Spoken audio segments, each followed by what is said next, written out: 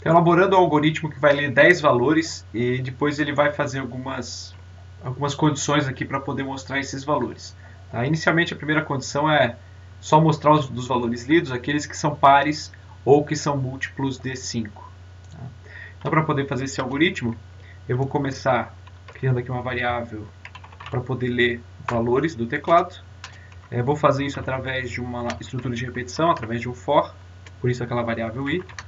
Então, for i que vai de 0 enquanto i for menor do que 10, para poder ler 10 valores, né? Repetir 10 vezes, i mais mais. Isso aqui não precisa, né? E a cada etapa da repetição eu vou fazer o scanf do número inteiro, eu queria a variável como inteiro, para essa variável valor, só não esquecer do comercial aqui na frente. Aqui vai estar lendo 10 valores. Tá? Só que o objetivo não era só ler 10 valores, né? Eu deveria mostrar na tela aqueles que obedecem àquela condição aqui colocada. Né? Então, par e múltiplo de 5. Para poder fazer isso, então, em vez de eu simplesmente dar um printf do valor, então, o que é o que eu estou fazendo aqui? E deixando espacinho para separar os números da variável valor, eu não posso simplesmente dar esse printf, eu tenho que fazer uma condição. Ele é condicionado. No caso aqui a condição vai ser o seguinte, vou ver se ele é par. Então se eu dividir ele por 2, o resto dessa divisão por 2 for igual a 0, significa que é um número par, então eu posso mostrá-lo. Só que não era só isso, ele tinha que ser par ou ser múltiplo de 5. Se ele é múltiplo de 5, ele não é par, né? O 5 não é par, então ele...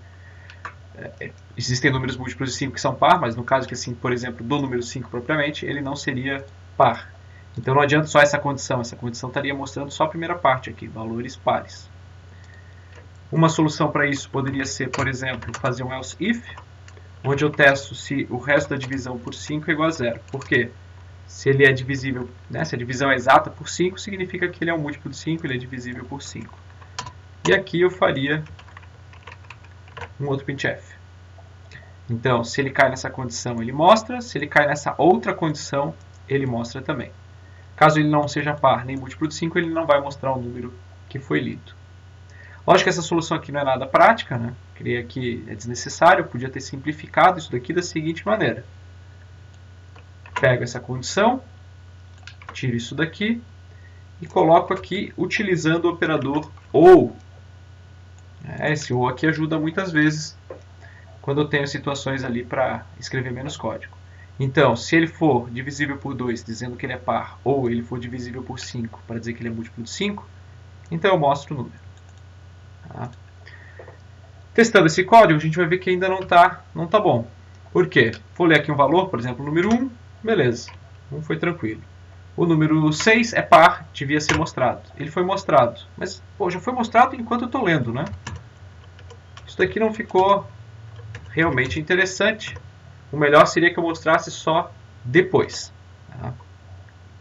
Para poder mostrar depois, o que eu teria que fazer, deixa eu só ver aqui se ele está lendo 10 valores, até fico perdido para ver se ele realmente leu 10. Mas não ficou legal aqui fazer aqui enquanto eu leio, eu já está mostrando. Eu teria que fazer isso daqui depois.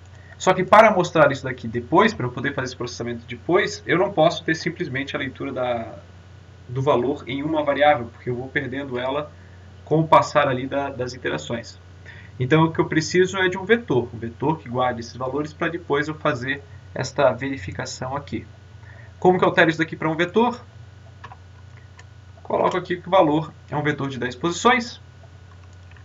Aqui, em vez de ler para o valor, né, para essa variável valor, eu vou ler para o valor em uma determinada posição, porque agora é um vetor. E esse teste aqui, ele vai ser feito posteriormente. Só dei um Ctrl+C, Ctrl+V, isso daqui sai daqui. E na próxima vez que eu fizer as verificações, na verdade eu não tenho mais o scanf, porque eu já fiz antes a leitura dos valores. Aqui eu vou percorrer os valores do vetor, verificando se cada valor dentro do vetor, se ele obedece àquela condição que foi colocada. Se ele obedecer, eu mostro o valor. Então eu fiz uma rápida adaptação aqui para poder transformar aquela leitura em uma variável simples numa variável aí que é um vetor. Então criei ele aqui com 10 valores, li valores para o vetor e depois eu testo para poder mostrar na tela só aqueles que obedecem essas duas condições. Para fazer a execução, 2, 3, 4, 5, 6, 7, 8, 9, 1, 2. O que ele mostrou aqui? Só o 2, o 4, o 5, porque ele é múltiplo de 5, e assim por diante. Podia até testar com outros valores, que seria melhor. 10, 20, 5, 3 menos 2, porque também é par. 1, 2, 3, 4, 5, 6, 7, 8, 9, 10.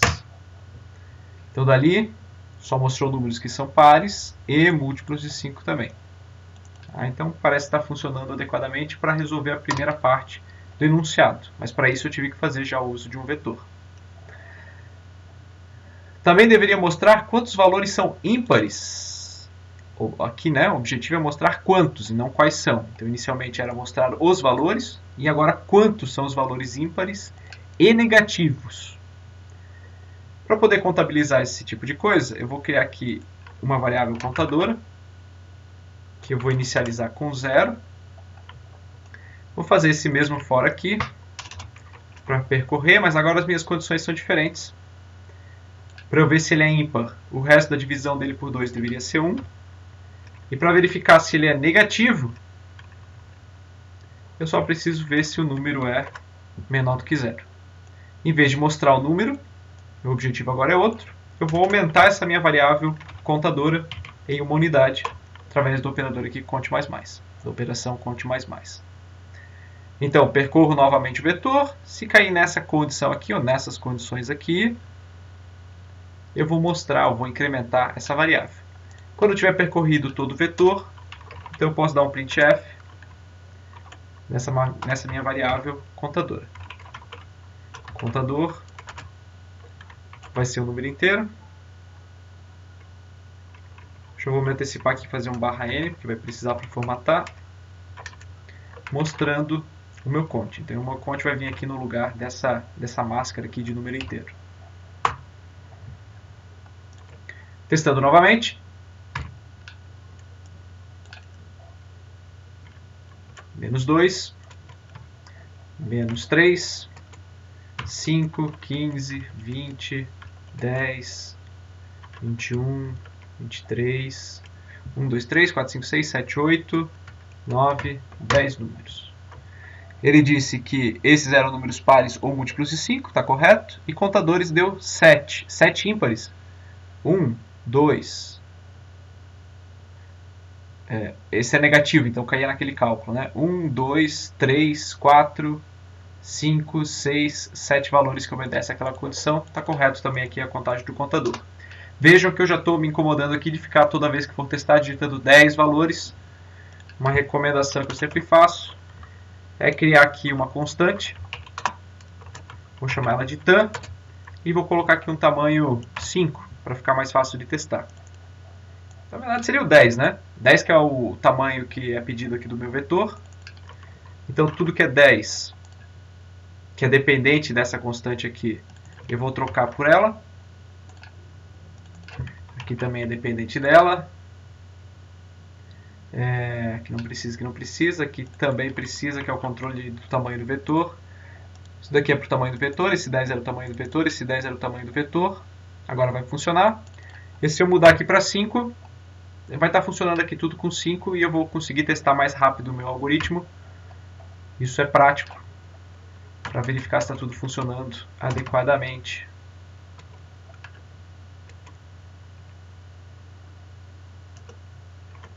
Ele disse que eu tinha, esses são os valores pares ou múltiplos de 5. E o contador deu 3 porque eu tenho um negativo, 1, 2 ímpares, Então o total deu 3 corretamente. Será que está correto mesmo? Até vou fazer aqui um teste. Um outro teste. Vou colocar aqui só números ímpares, negativo.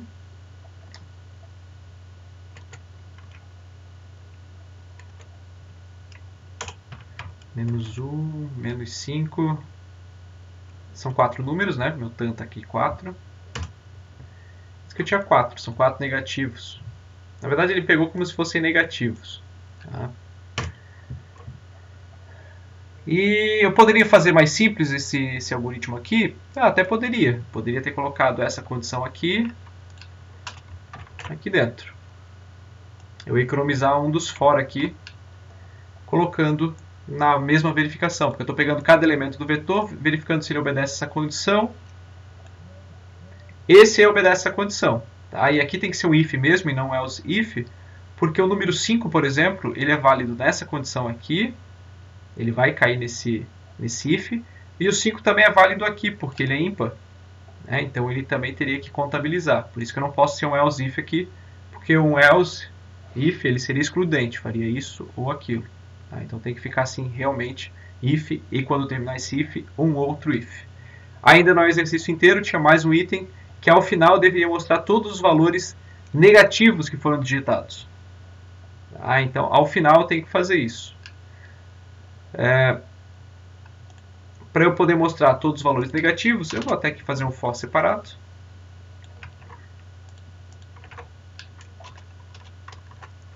Onde basta eu fazer um if, se o vetor na posição i, para saber se ele é negativo, eu vou verificar se ele é menor do que zero. Se ele for menor do que zero, eu vou dar um print nesse valor.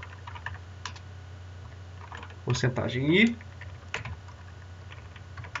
com espacinho para separar os valores, o valor.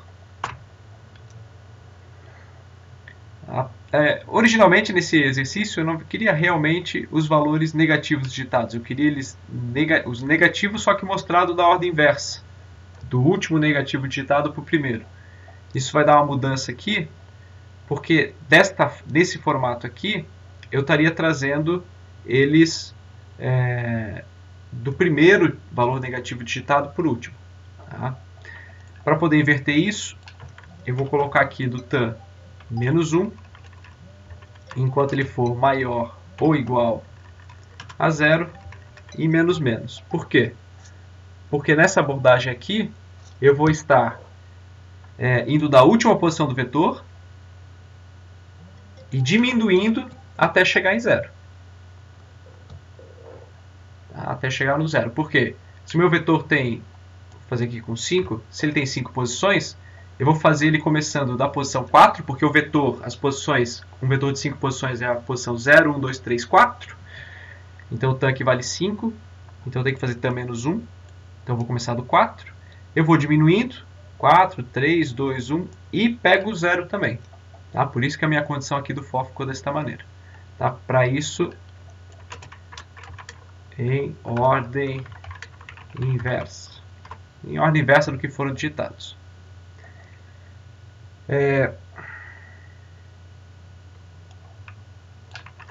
Só vou mostrar isso aqui antes. Opa! Teve um erro, vetor menor do que...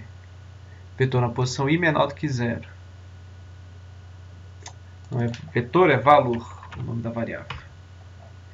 Trouxe para cá. Então agora aqui vou colocar alguns valores.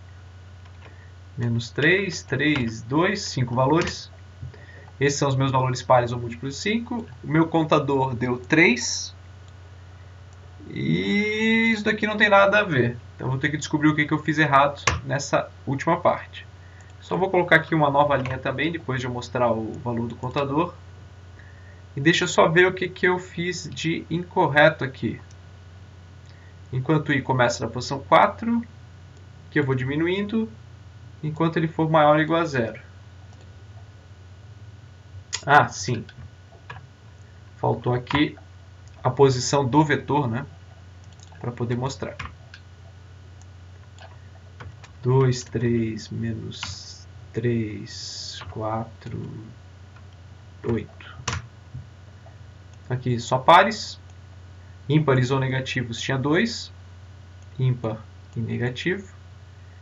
E os negativos, bom, não adiantou muito porque só tinha um número negativo. Vamos fazer um outro teste com vários números negativos.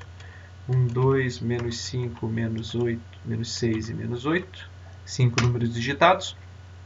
Então aqui, menos 8, que foi o último, menos 6, o penúltimo, menos 5, o segundo, menos 1, que foi o primeiro que foi digitado lá no começo do algoritmo. Tá? Com isso eu testei e completei ali o código daquilo que tinha sido proposto, tá, no algoritmo, para o algoritmo.